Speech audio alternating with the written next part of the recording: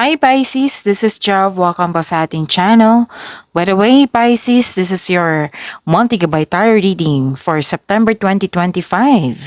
Gamitin ang reading na ito bilang gabay lamang. Kung naka-resonate kayo, comment down. Tandaan, ito ay general reading po. Kunin nyo lang po kung ano ang naka-resonate sa iyo. This is for you, Pisces.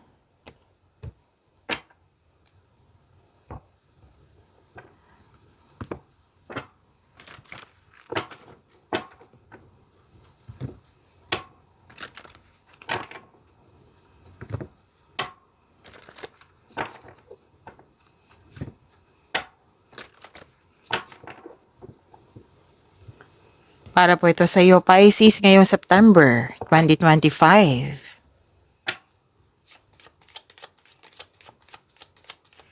Maraming salamat po sa inyong patuloy na suporta sa mga nag-donate.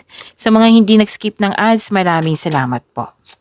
Sa mga hindi pa nag-subscribe, subscribe na po kayo at click bell notification para malaman nyo na may bago tayong video. Para sa mga gusto magpa-reading, comment po kayo ng personal reading. Again, comment kayo ng personal reading and check my reply sa comment section.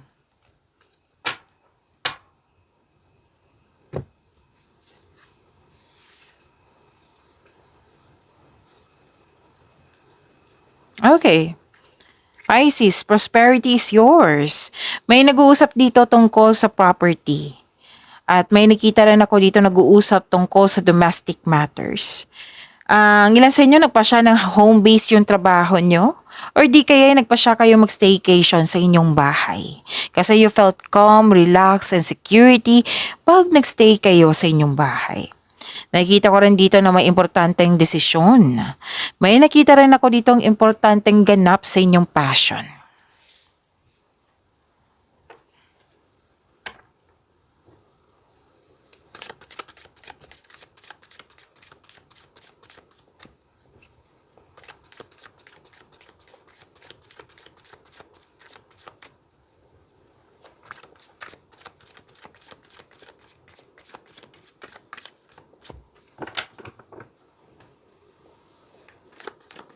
Energy po ni Pisces ngayong September 2025.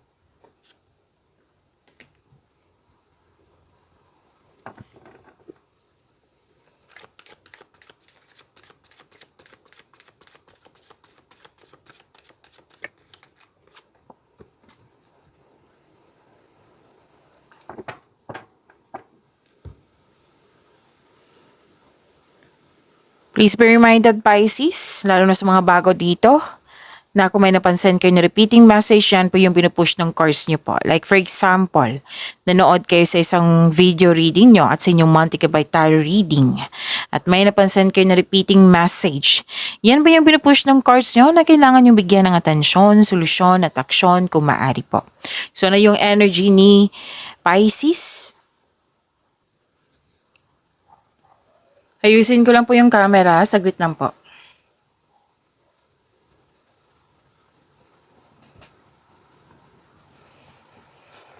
Okay. Please expect na magiging busy kayo ngayong buwan ng September. Kasi may nakita ko rito marami kang iniisip, marami ding ginagawa. Sabi ng card, baka kailangan yung magsulat ng journal or diary para isulat mo yung mga nasa isip mo upang sa gayo'y maalis ito at mapunta sa pahina ng journal. Kung gusto nyo, kung ayaw nyo, then baka kailangan yun ng kausap. Piliin nyo po yung kausap nyo, yung may ibigay na wisdom message sa iyo, yung mapagkatiwalaan. Yung may experience na sa buhay, syempre. Elders, wisers, mentor. At ang sabi ng card dito, time management. Para maiwasan yung pagka-burnout, maiwasan yung stress. Make change. Hindi ibig sabihin may nangyari na hindi mo magustuhan, na hihinto ka. Kailangan mo mag-move forward. Make change. Kung may conflict man sa isang tao, then communication is the key. Maggawa kayo ng schedule or mag-usap kayo ng mahinahon. Pero huwag kayong mag-alala kasi may nakita naman ako ditong togetherness, pagkakaisa, celebration. Oo, pagtipon-tipon, yan.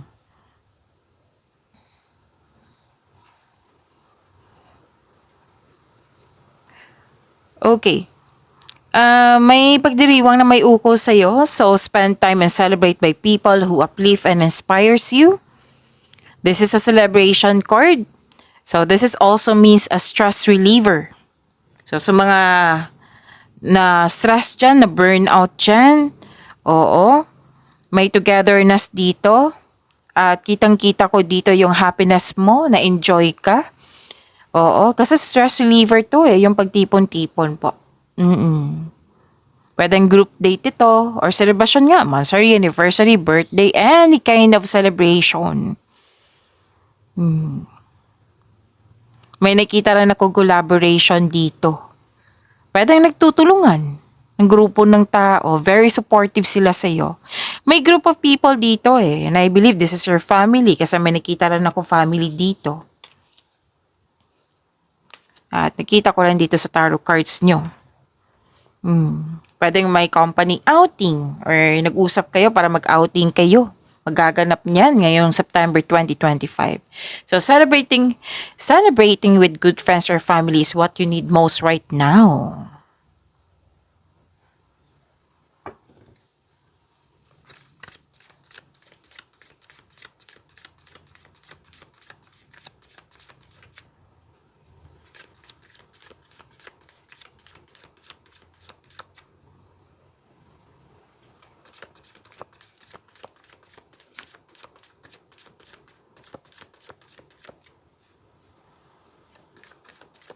Career and money ni Pisces ngayong September 2025.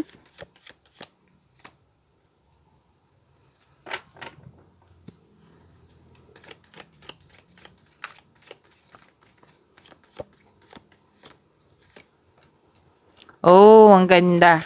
Andito pa si Angel of Hope. Yes. Claim nyo po para hindi ko makalimutan. Oo. To attract more blessings. Let us say the power affirmation. Let us say, kasi andito si Angel of Hope. Let us say, I am inspired and fulfilled. Again, I am inspired and fulfilled. Kung sa Tagalog pa, ako ay inspirado at nasiyahan. Okay?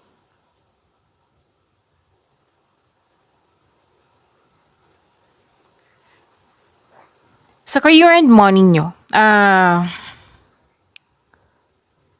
kung ano man yung nangyari sa nakaraan na hindi nyo nagustuhan, sana'y mabigyan nyo po ng solusyon yan at mag-move forward kayo.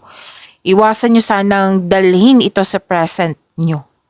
Kumbaga, focus kayo sa makontrol nyo in order to find peace. Let go muna po ang hindi mo makontrol.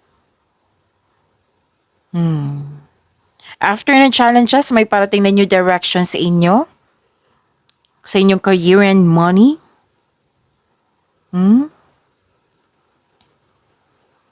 Okay, so you have to move forward. Kasi, itong dalawang card na ito, nakikita ko dito na may nahirapan ka, nabibigatan. Oo. Pero you have to move forward. Kasi may nakita ko dito sa dalawang card na ito na hope and healing. This is a hope sign. Kailangan mag-move forward ka sa challenges na na-encounter mo at baka kailangan po ito ng tanggapin at pag-intindi sa mga nangyari. Pagtanggap. Kailangan ng forgiveness. Kailangan ng healing. Okay? Kasi nakita ko dito, nagkaroon ng hope and healing. Lahat ng signs gusto nito, hope and healing nasa iyo.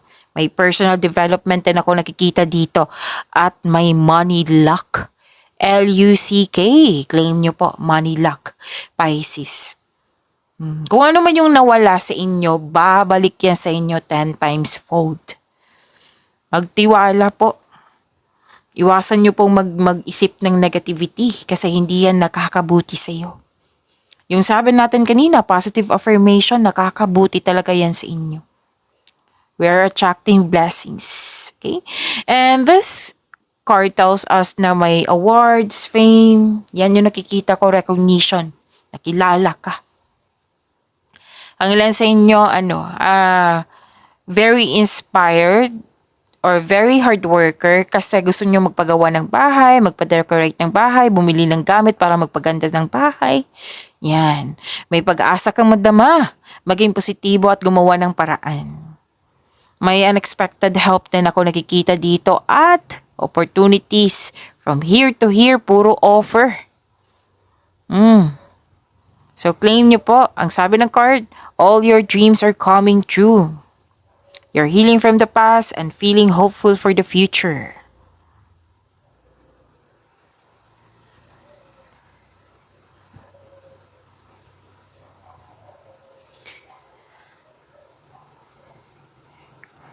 And nakikita ko dito yung growth and expansion. Hindi lang hope and healing ha. Andito rin yung si growth and expansion. Gustong-gusto niyang lahat yan. So, nasa iyo, Pisces. May magaganap na collaboration po. Pwede din na kung may-ari kayo ng negosyo, may bala kayong additional employee. Okay? Dagdag empleyado kasi due to increased profits. Pwede din na hired kayo as dagdag empleyado. May travel din ako nakikita dito. May ganap na business travel. Makikita mo na ang mga bunga na yung pagsisikap, ngunit maging mapagmasid. Kung may plano ka na, this is a go signal. Gumagawa ka dito ng aksyon para sa inyong matagal na plano for your growth. So lahat ng aksyon dito para talaga sa growth mo. Kumilos ka para magkaroon ng growth.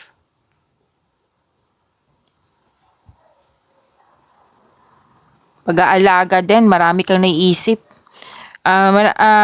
Nakatanggap ka ng blessings, marami kang naisip na ideas para sa ikakabuti ng iyong negosyo, trabaho at kaperahan. So, ang ganda. Yan, nakikita ko yung pag-aalaga mo dito sa inyong career and money. May nakita rin ako ditong importanteng desisyon. Puro bagong simula, oh. Wow. Ang daming blessings dito. Ideas is a blessings from the universe. Ako, gustong-gusto ko yung ideas. Kasi andyan kasi yung solusyon, sagot sa inyong mga katanungan. Yung ideas is makapag-level up yan sa iyo. Gustong-gusto ko talaga yan. Okay? Nagkaroon ng bagong insights and clarity kung paano pa i-improve ang yung kaperahan o proyekto. Okay? So, dalawang card po ang nagsabi dito na go signal. Kung ano man yung balak mong gawin para sa growth ng iyong career and money. Kailangan mo lang po magtiwala sa inyong intuition. Napapansin din ng mga tao dyan na may improvement sa inyong communication skills. Napapansin mo rin to. May determination ako nakikita dito. Makinig po daw kayo sa inyong tuition. Umiwas po daw kayo sa toxicity. Kasi kung magpapa-apekto kayo sa toxicity, posibleng ma-distract kayo. So, umiwas na lang po kung pwede po. Kaya nga, ni-require sa inyo dito na makinig kayo sa inyong intuition.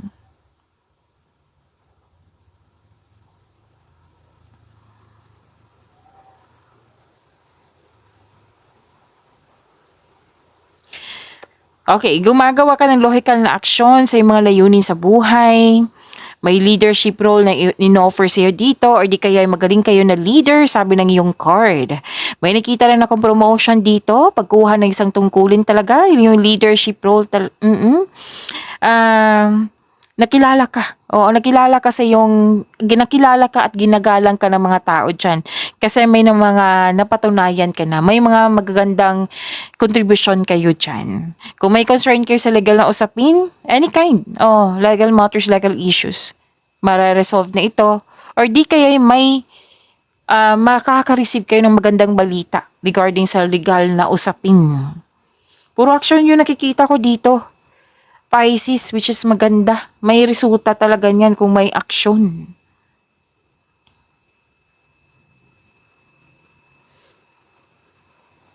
Okay. Kung may signing of contract or may sinasabi yung tao dyan, alamin nyo muna. Kilalanin mo muna. Kasi may nakita ko dito ang hidden charges eh. Malalaman mo yan kasi malakas ang iyong intuition. Hidden charges ba or makadiscover ka ng deal too good to be true? Kaya be wiser at mag-ingat po. Naghahanap ka ng sagot sa inyong makatanungan dito. Solusyon sa inyong problema. Sabi ng card kanina pa, which is repeating message to, nasa iyo na yung sagot. Nasa iyo na yung solusyon. Sabi ng iyong card. And gusto mo magpag-isa, yung gusto nyong magtrabaho na mag-isa rather than in collaboration. Kasi matatapos mo siya ng maganda pag ikaw lang mag-isa. Yan ang sabi po dito.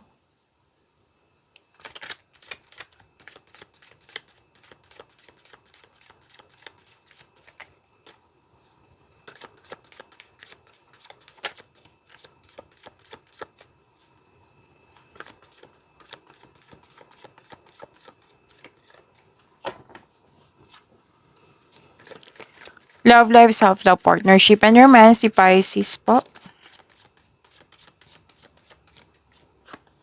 Andito pa si Angel of Blessings. Oh, ang ganda naman, Pisces. Claim niya pa.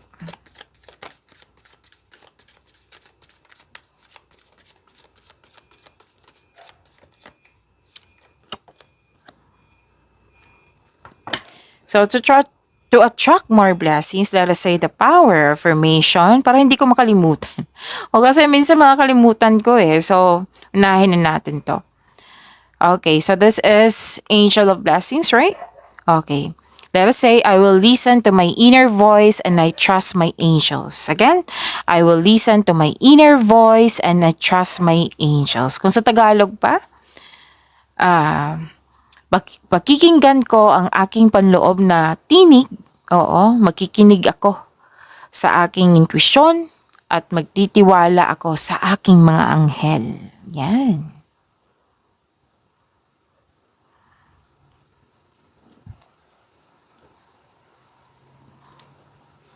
Wow. May nakita ko ditong may ikakasal. Wedding bells is coming.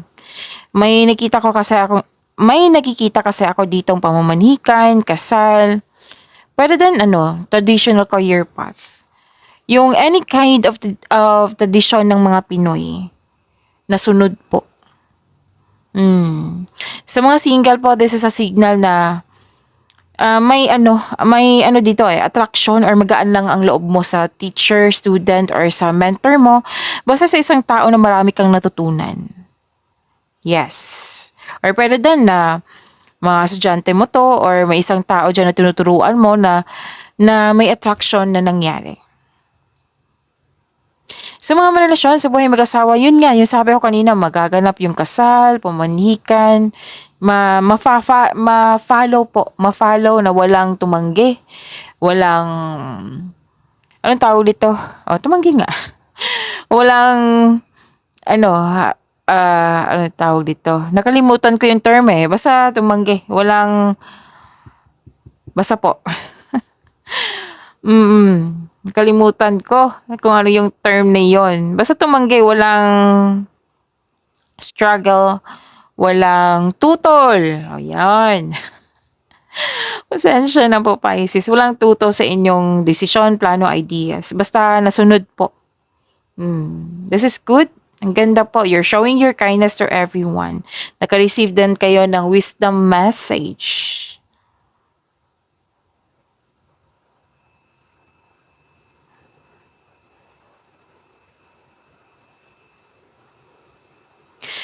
Okay.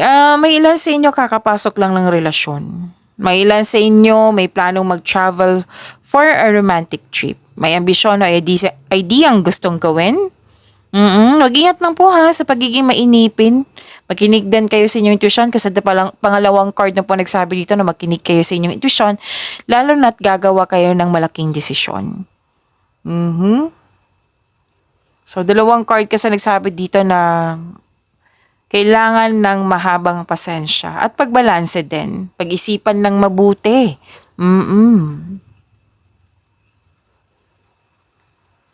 Okay, ang ilan sa inyo sa mga single dyan, nagpa siya dito na ayaw nyo ng commitment. May ibang maliligaw na friend zone mo or ikaw, may nagustuhan ka, kung lalaki ka, may nagustuhan ka pero Yun nga, mas nangingibabaw talaga yung nagpasya kayo na unahin yun yung sarili nyo. Kasi it might be gusto nyo magkaroon ng sense of stability, or it might be magfo-focus kayo sa self-love. Yes. Sa mga may relasyon, may nakita kasi ako dito na remember ha, bago tayo nag-reading ng tarot cards nyo, na sabi ko na kung naka-resonate kayo, kunin nyo po. Kunin nyo lang po kung ano yung naka-resonate sa iyo. Kasi may sensitive dito na usapin na mensahe na may iniisip kayo kung worth it ba magstay kasi ilang years na. So you want growth. So pag-usapan nyo. Kasi relasyon yan. Kasi teamwork yan. Pag-usapan nyo po. Okay, so at the end of the day, marami kayong blessings dito. Oo. So, i-acknowledge nyo. Maraming salamat po.